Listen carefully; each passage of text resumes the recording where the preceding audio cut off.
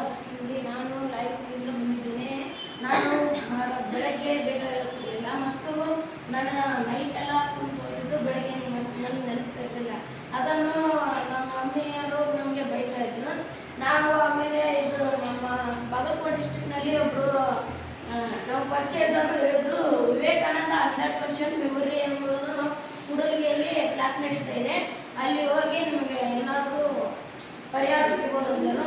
ನಮ್ಮ ಅಮ್ಮ ನಮ್ಮನ್ನು ಕರ್ಕೊಂಡು ಬಂದು ಇಲ್ಲಿ ಸೇರಿಸಿದರು. ನಾನು ಮೊದಲಿನಕ್ಕಿಂತ ಒಂದು ಸ್ವಲ್ಪ ಡಿಫ್ರೆಂಟ್ ಆಗಿದ್ದೀನಿ. ಮತ್ತು ಏನಂದರೆ ನನಗೆ ಯಾವುದಾದರೂ ಒಂದು ಏನಾದರೂ ನೆನಪಿರಲಿಲ್ಲ ಅಂದರೆ ಅದನ್ನು ಏನಾದರೂ ಒಂದು ಕೋಡ್ವರ್ಡಿಂದ ನಾವು ಅದನ್ನು ನೆನಪಿಟ್ಟಬಹುದು. ಆ ನೆನಪಿಟ್ಟುಕೊಂಡು ಅದನ್ನು ನಾವು ಶಾರ್ಟ್ ಆ್ಯಂಡ್ ಸ್ವೀಟ್ ಥರ ನಾವು ನೆನಪಿಟ್ಟುಕೊಂಡಿರ್ಬೋದು. ಈಗ ನಾನು ಎಲ್ಲ ರೀತಿಯ ಕ್ಲಾಸ್ಗಳನ್ನು ನೆನಪಿಟ್ಟುಕೊಳ್ತೀನಿ. ಮತ್ತು ನಾನು ಇಲ್ಲಿ ಮೆಮೊರಿ ಕ್ಲಾಸ್ ಅಂತ ಬಂದಿರುವುದು.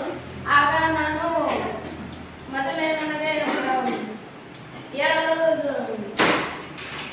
ಎಕ್ಸ್ಪ್ಲೇಷನ್ ಮಾಡೋದು ನನಗೆ ಕಷ್ಟ ಆಗುತ್ತಿತ್ತು. ಆದ್ದರಿಂದ ನಾವು ಅದನ್ನು ರೀಡ್ ಆ್ಯಂಡ್ ಸ್ಕ್ಯಾನ್ ಆ್ಯಂಡ್ ಮತ್ತು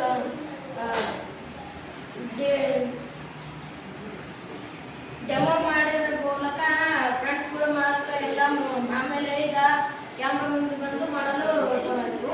ಮತ್ತು ಈಗ ನಾನು ಬೆಳಗ್ಗೆ ಬೇಗ ಹೇಳುತ್ತೇನೆ ಮತ್ತು ಮನೆಯಲ್ಲಿ ಪೂಜೆ ಮಾಡುತ್ತೇನೆ.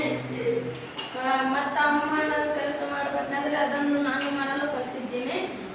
ಧನ್ಯವಾದ.